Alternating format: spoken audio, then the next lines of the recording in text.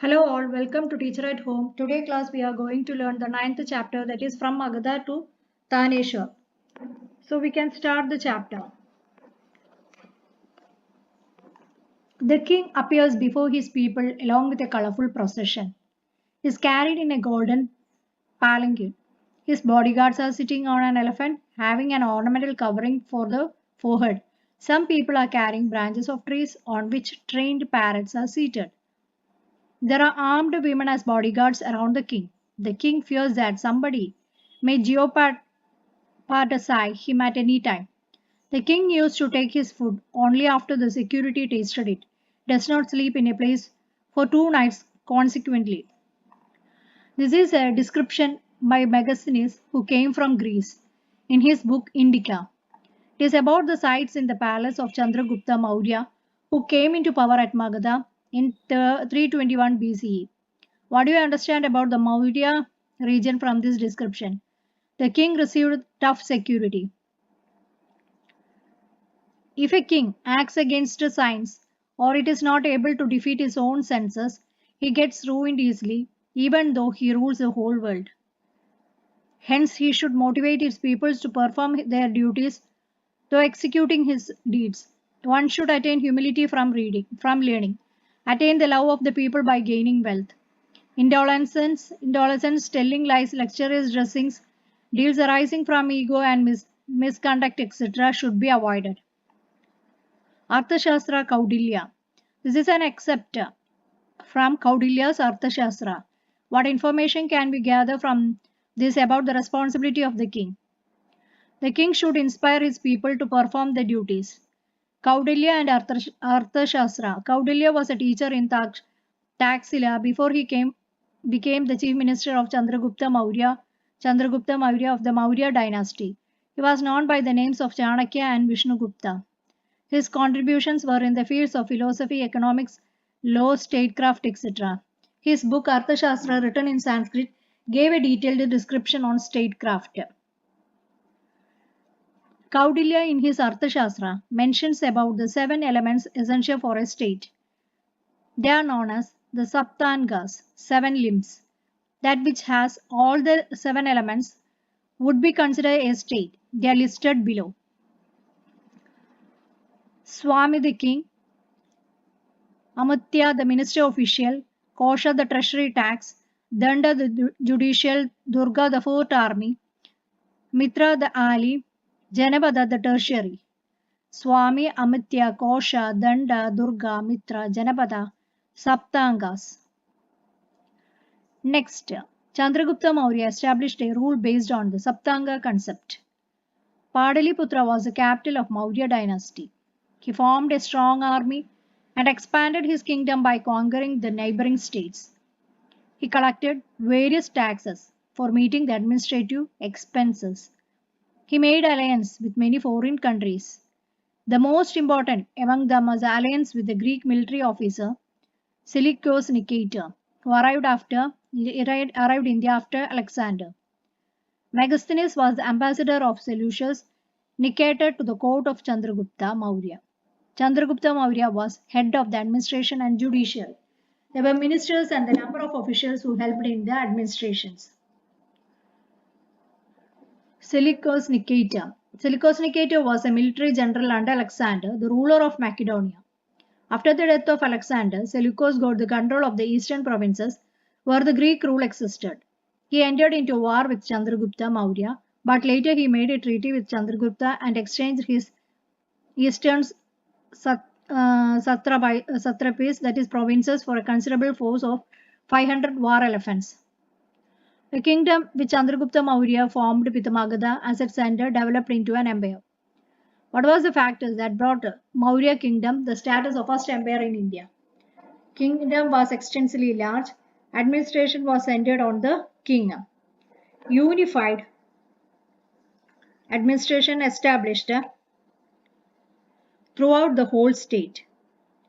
Chandragupta Maurya was succeeded by Bindusara. Ashoka became the Maurya empire after Bindusara. He extended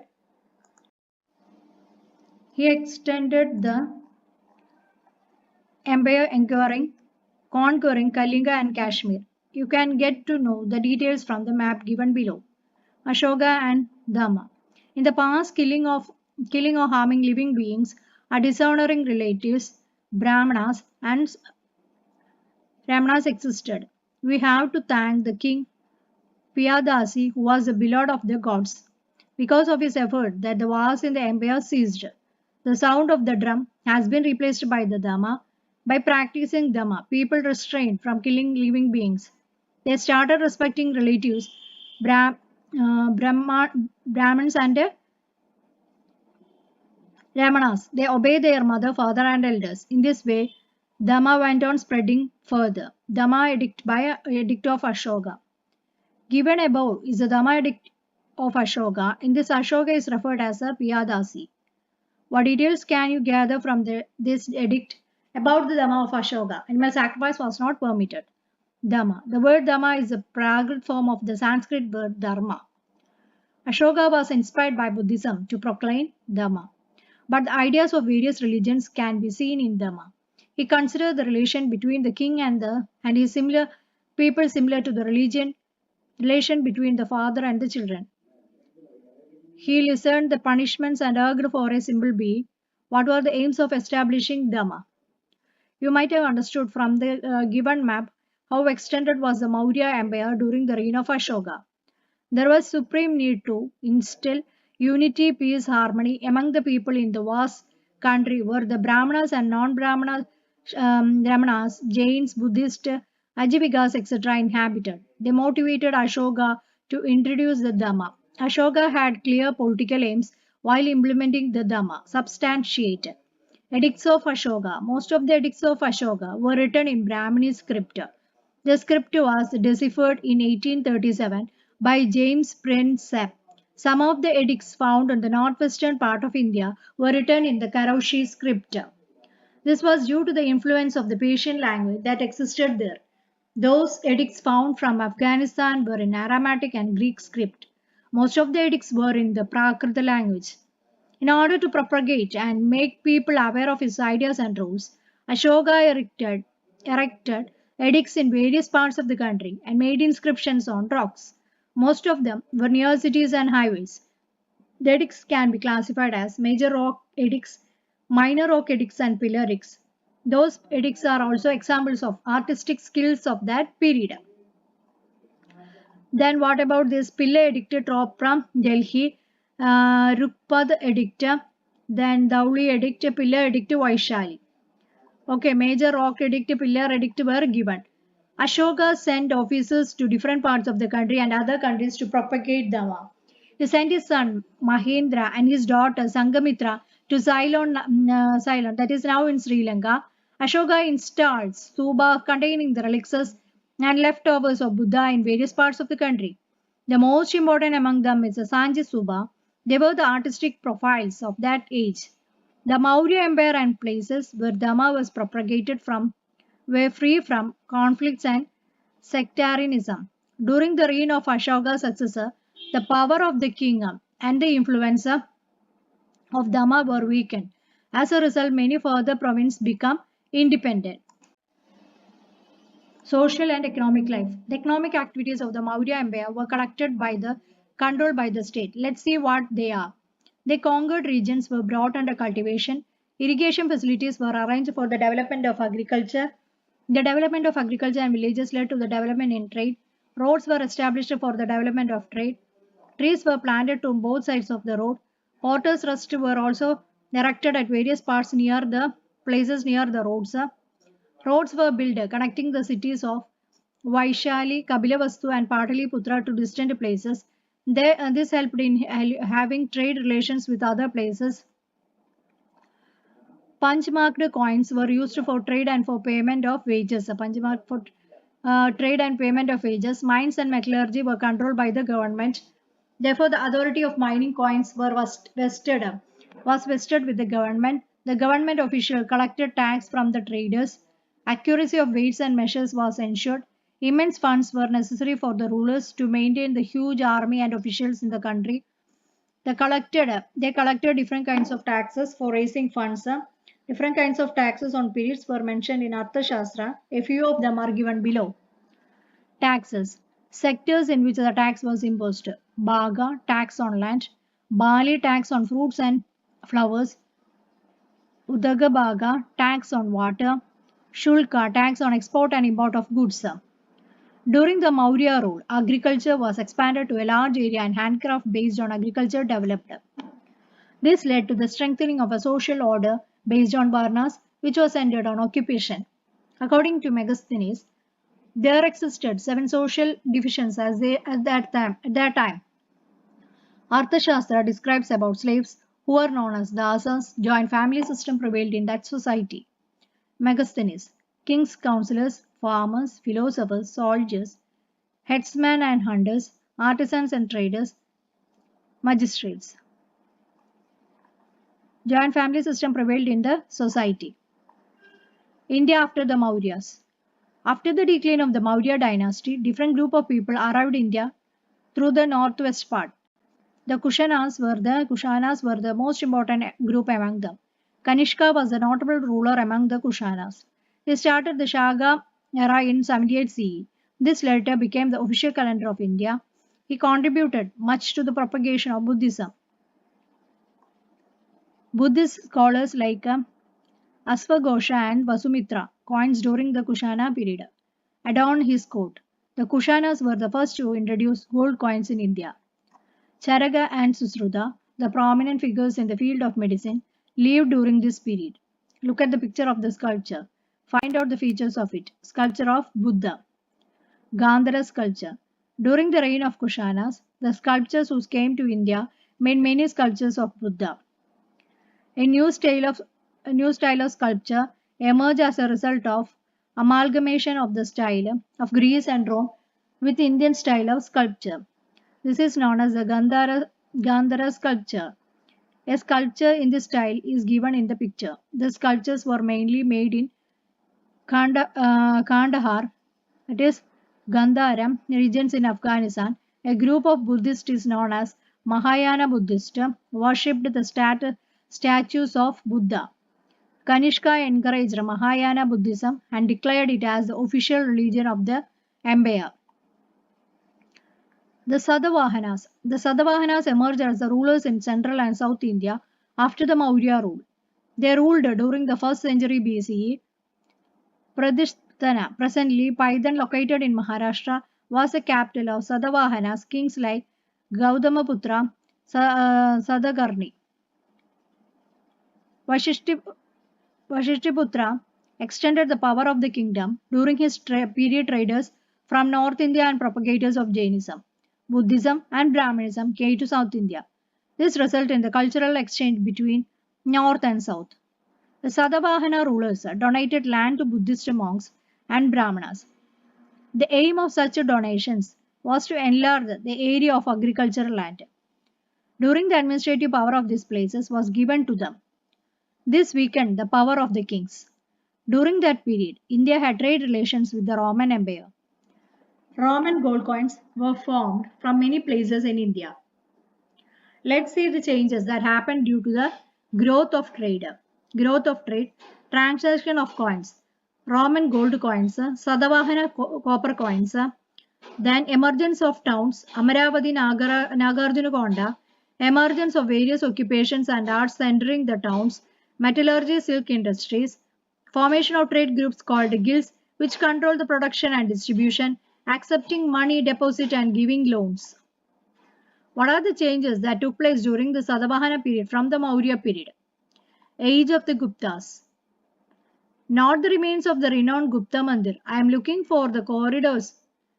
the corridors of Ujjain, but the footprints of the bard assumed the guide of Yaksha to assign the rain clouds to be the messenger of loan. Verumoru Atmagadha, O.N.B. Kurupa. Read the poem carefully. Which dynasty is referred to in it? What details can you infer about the dynasty of these lines? Gupta dynasty. Ujjain was the important center of the Gupta dynasty. Famous poet lived during the Gupta Empire. Kalidasa, who lived during the Gupta period, is referred to it in this poem. After the decline of the Maurya Empire, the empire that developed in the Gangetic Plain was the Gupta Empire. Chandragupta was the first powerful Gupta ruler. He introduced the Gupta era. In 320 CE, Samudragupta, who succeeded him, extended the empire. We come to know about the Samudragupta's attacks from the Prashasti written by his court poet Harisena. The Prashasti is inscribed on the pillar in Allahabad. From the details we get from this, Samudragupta defeated the northern state of India and brought under his control the southern states. The map given below you this idea. Observe the map and complete the table given. Prashasti. Prashastis are the literature texts prepared for the poets for the palace to glorify the administration, reforms and success in wars of the rulers. They were engraved on rocks and pillars. Coin of Samudragupta's period. Region. Regions of the Gupta, that is northwest regions controlled. After Samudragupta, the Gupta empire was enlarged by Samudragupta II. He transferred the capital from Padaliputra to Ujjain. The Navaratnas, who were famous in various fields, lived in this court. Among them, the most prominent was Kalidasa. During this period, the Navaratna, that is the 9 gems, Kalidasa, Kadagarpara, Shabanaga, Vararuji, Vedala Bhatta, Varahamihira, Amarasimha, Shangu, Dhanvantari. Chinese traveler. Faizan visited India. A large number of gold coins were in circulation during the time of Samudragupta and Chandragupta II. These coins are specimens of the artistic skills of their time. Kumaragupta and Kandagupta were the successors of the Chandragupta II. Life of people. A large extent of land was donated to Jain saints, Buddhist monks, Brahmanas, and to the officials in the palace. Those who got the land were given the right to exchange it. They made the farmers work in their land, but the farmers had no right on the land. There was an increase in agriculture production, whereas the life of the farmers was pathetic. Chandragupta Vikramaditya. Chandragupta II is considered as a Vikramaditya, who is referred to in the stories of Vikramaditya. After defeating the Shagas, he assumed the title Shagari. He was called by the name Devaraj in the Sanji inscription and as Devagupta in the edict of his daughter Prabhavati Gupta. The role of the Roman Empire caused the decline of the trade during the Gupta period. The decline of trade attracted more people to the field of agriculture. Towns lost their significance, power was concentrated on the landlords, the royal power was weakened. Various kinds of discrimination existed in the society during that time. Varna system became rigid. The kings encouraged Vaishnava and Shaiva sects and built many temples. During the Gupta period, significant developments occurred in the field of literature and science. A number of books were written in the Sanskrit language. The table showing the names of writers and the books are given. Kalidasa, Abhignana Shakuntalam, that is the area it is literature. Vikramur Vashiyam, Malavigatni Mitram, Kumara Sambhava. Sudraga,